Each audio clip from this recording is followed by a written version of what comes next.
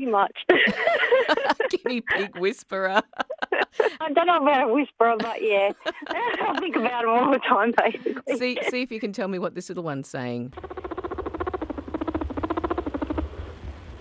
That's probably one of three things. It could be happiness, could be a male interested in a female, or it could be they've heard a sudden noise, something like that. Right, so depending on the circumstances, that Yeah, kind of funny purring, chirping sound can either be pleasure or alarm.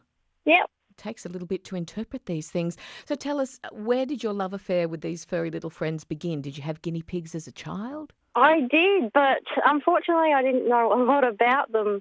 As I grew up and got older, my niece went away on holidays and she let me look after a guinea pig and she said I could keep it. So ever since then.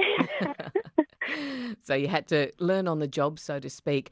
I remember having guinea pigs and then suddenly they were gone. And my mother said they were quite fragile little animals and they often died during storms. Is that accurate or was that just They a are one off? quite fragile, yeah. A lot of people don't realise how much work they are. So when we adopt out, we try and get families where the parents are going to be more involved than the children looking after them instead. Right. So if the kids are too small, they might be fascinated by them. They might want to pet them, but they don't necessarily have the skill set to look after them Yeah, properly that's yet. exactly right. Uh-huh. So who should consider taking on a guinea pig? And what do they need to do to prepare, I guess? To prepare, you need a good sized cage, one that's snake proof if it's outside. They need vitamin C every day, just like us. They can't produce their own.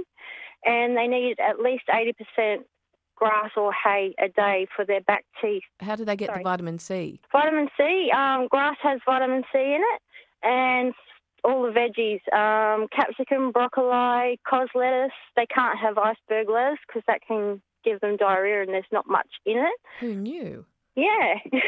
Is that the sort of main, I guess, word of warning? Don't feed your guinea pig iceberg lettuce? Yeah, there's nothing much in it, and it will, yeah, it can have detrimental effects. So, Let alone being quite messy and yeah. extra cleaning up for the parents because the kids Yeah. would probably avoid that particular activity.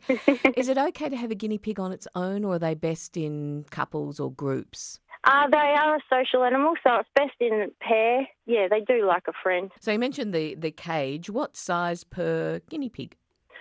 If you're getting two guinea pigs, which is obviously better, a minimum size of 1.2 metre floor space. Okay, so they need a reasonably decent sized Yeah, cage yeah, or enclosure, yeah. and they need to be protected from predators, I would imagine. Yes, yeah. It's a good idea if you can keep rats out even because of disease spread, and snakes, obviously. Why do we need a shelter on the Sunshine Coast Mm, dedicated to guinea pigs? How many people abandon their little guinea pig? Quite a lot. Yeah, it's quite a sad situation. Just as much as cats or dogs, a rescue is needed.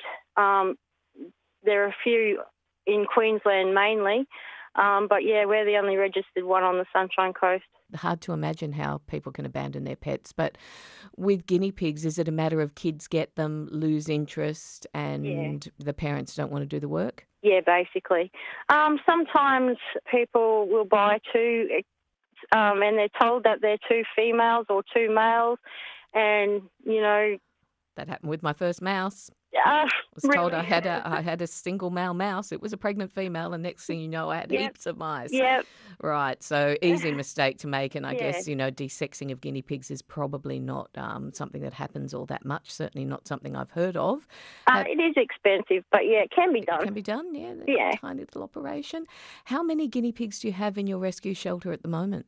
At the moment, about 70, which is on the lower side. We have been up to 143. Wow.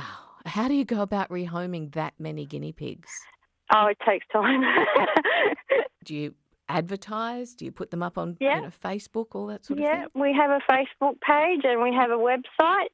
And then we just go through the adoption procedure with people, usually online. And how can you afford to feed between 70 and 150 guinea pigs at any given time?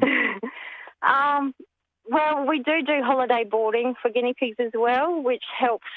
the money side of things to feed everyone. And we also take donations from the public that's tax deductible, so that helps out as well.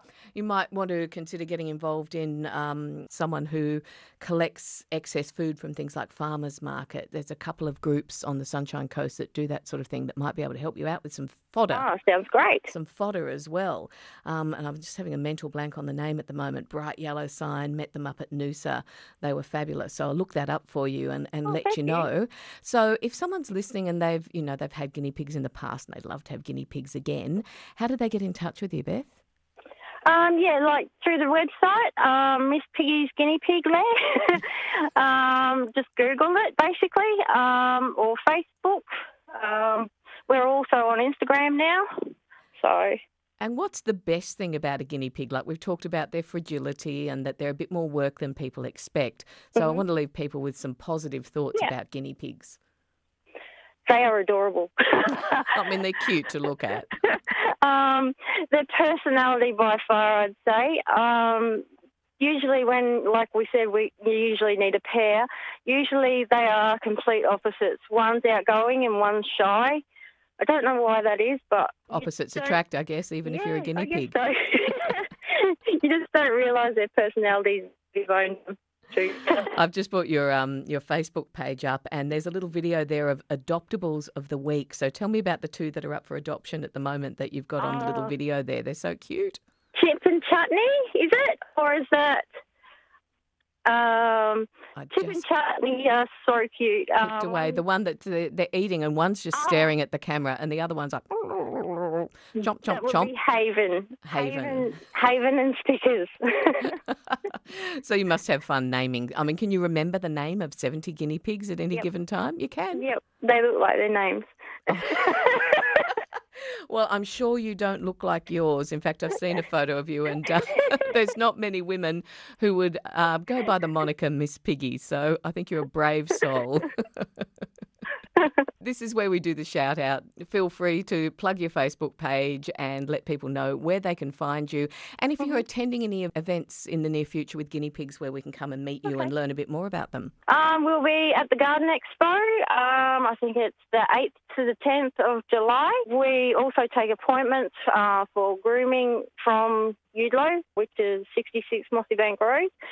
Yeah, just give us a call if you want to visit and we'll book you in. Beth, thanks so much for joining us this afternoon, or should I say Miss Piggy, from Miss Piggy's Guinea Pig Lair Animal Shelter, especially for guinea pigs. And if anyone would like to pick themselves up a tiny, furry, fun pet, or at least two, and you know how to tell the sexes apart, don't you? You can give someone two females or two males so that they don't end up with 22. Yes. Okay, thanks so much, Beth. Talk to you again soon. Cheers. Thank you very much.